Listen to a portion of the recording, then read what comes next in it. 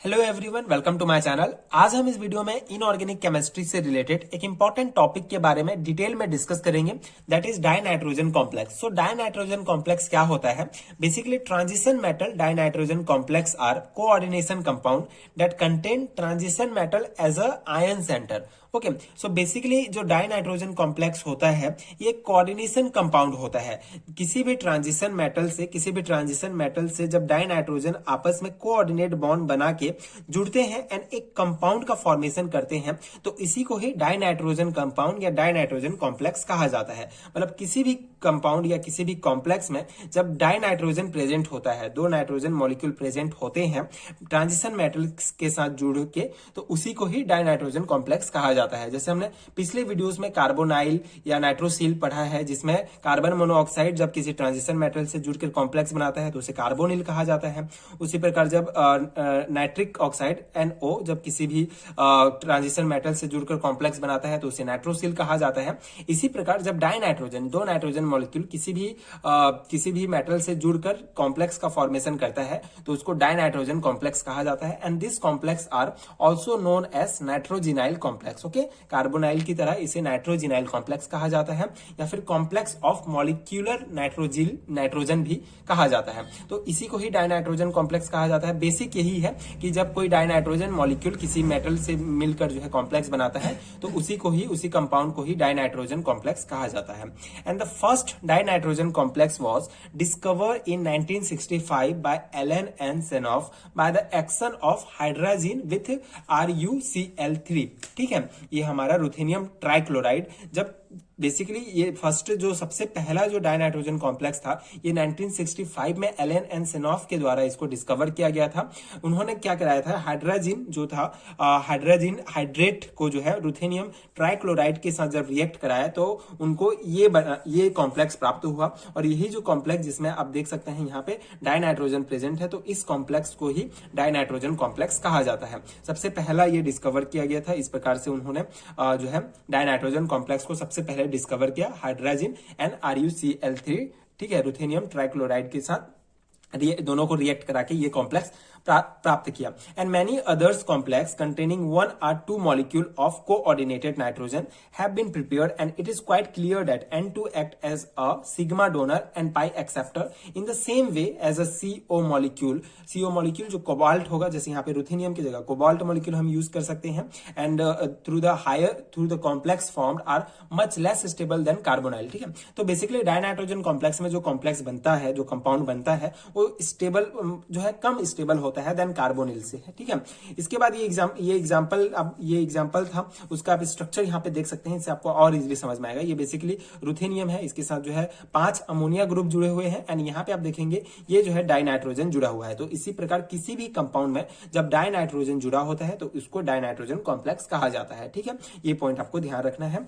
इसके बाद इसका प्रिपरेशन मेथड हम देख लेते हैं कि किस प्रकार से प्रिपेयर किया जाता है डाइनाइट्रोजन कॉम्प्लेक्स को। सो पहला है, they are prepared by the action of nitrogen on the metal complex. ठीक है, नाइट्रोजन, ठीक है, जब नाइट्रोजन मेटल से जुड़ता है तो डाइनाइट्रोजन कॉम्प्लेक्स बनाता है। तो सिंपली सा है, जब नाइट्रोजन को मेटल कॉम्प्लेक्स के साथ रिएक्ट कराया जाता है तो हमको जो है ये डाइनाइट्रोजन कॉम्प्लेक्स प्राप्त होता है। पहला मेथड है, पहला प्रिपरेशन नॉर्मल इस प्रकार हम कर सकते हैं। ये आप देख सकते, ये हमारा कोई भी ट्रांजिशन मेटल है, जब इसका रिएक्ट कराएंगे N2 डाइनाइट्रोजन के साथ तो हमको ये कंपाउंड प्राप्त होगा, इसके साथ H2O। इसी प्रकार COCl3, ठीक है, इसमें ये COCl3 and PH3P, जब इसका जो है रिडक्शन रिएक्शन होता है तो हमको ये प्राप्त होगा। फिर ये जो ट्रांजिशन मेटल है इसके साथ जब N2 का रिएक्ट कराया जाता है तो हमको ये कॉम्प्लेक्स प्राप्त होता है, यही होता है डाइनाइट्रोजन कॉम्प्लेक्स। इसी प्रकार they may be also obtain by the reaction of coordinated ammonia. ठीक है, तो हमको डाइनाइट्रोजन कॉम्प्लेक्स कोऑर्डिनेटेड अमोनिया के रिएक्शन से भी हम प्राप्त होता है। जैसे ये हमारा ऑस्मियम NH3 5N2 2+। ठीक है, यहाँ पे आप सिंपली देख सकते हैं ये रुथेनियम था, ये हमारा ऑस्मियम है।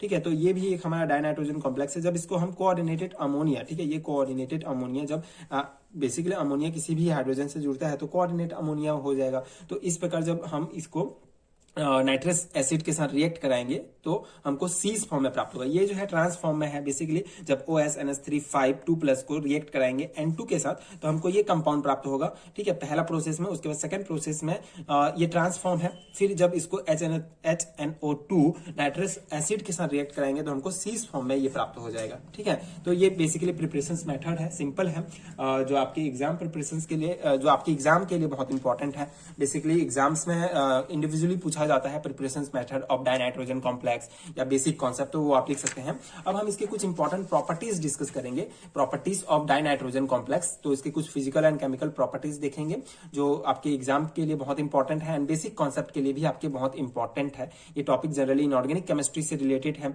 जो इंपॉर्टेंट है BSc एंड MSc लेवल के एग्जामिनेशन के लिए। सो इसका पहला फिजिकल प्रॉपर्टीज है the heavier member of the iron and cobalt group form most stable nitrogenyl complex. Okay, ये पॉइंट आपको ध्यान रखना है कि जो आयरन एंड कोबाल्ट ग्रुप्स होते हैं ये ज्यादा मोस्ट स्टेबल नाइट्रोजनाइल कॉम्प्लेक्स का फॉर्मेशन करते हैं and some of which are unaffected by dry air and can be heated to 100 to 200 degree centigrade before decomposition taken place. Okay, so कुछ ऐसे भी इतने भी ज्यादा जो है स्टेबल कंपाउंड होते हैं जो ड्राई एयर से भी अनइफेक्टेड होते हैं एंड इनको डिकम्पोज होने के लिए इनको 100 से 200 डिग्री सेंटीग्रेड तक जो है इनको हीट किया जाता है, तभी ये जो है टूटते हैं, इतना ज्यादा स्टेबल बनते हैं। And most are rapidly oxidize by the air and decompose when heated gently. Okay, और बहुत सारे ऐसे भी होते हैं जो ऑक्सीडाइज हो जाते हैं एयर से एंड डिकम्पोज होते हैं, बहुत आसानी से भी डिकम्पोज हो जाते हैं। तो इस प्रकार से इसके फिजिकल प्रॉपर्टीज हैं।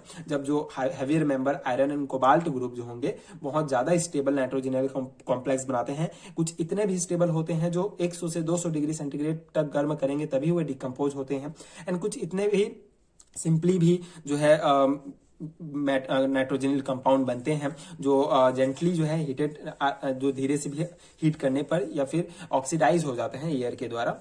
ठीक है, coordination nitrogen is easily replace by other ligand. ठीक है, तो यहाँ पे जो हमारा N2 है एज अ लिगेंड की तरह वर्क करता है। ठीक है, जैसे कि ट्रांजिशन मेटल से जुड़ा है तो एज अ लिगेंड की तरह वर्क करता है, तो इजिली रिप्लेस हो जाता है दूसरे लिगेंड से। जैसे कि डिस्प्लेसमेंट ऑफ N2 फ्रॉम, यहाँ से जब N2 को डिस्प्लेसमेंट करना होगा तो ये N2 किसके द्वारा रिप्लेस हो सकता है? हाइड्रोजन के द्वारा, अमोनिया के द्वारा, इथाइलिन के द्वारा is reversible, while that by carbon monoxide is irreversible. Okay, so इस प्रकार से जो है बेसिकली जो N2 होगा एज ए लिगेंड वर्क करता है एंड लिगेंड जो होगा ये हाइड्रोजन, अमोनिया, इथाइलिन इन सबसे रिप्लेस भी हो सकता है।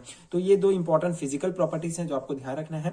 केमिकल प्रॉपर्टीज में आपको एक ही पॉइंट जो है ध्यान रखना है कि ये जो हमारा PH3P2IRN2 जो है, IRClN2 जो है, ये एज एक येलो सॉलिड है जो कि इस प्रकार का रिएक्शन शो करता है।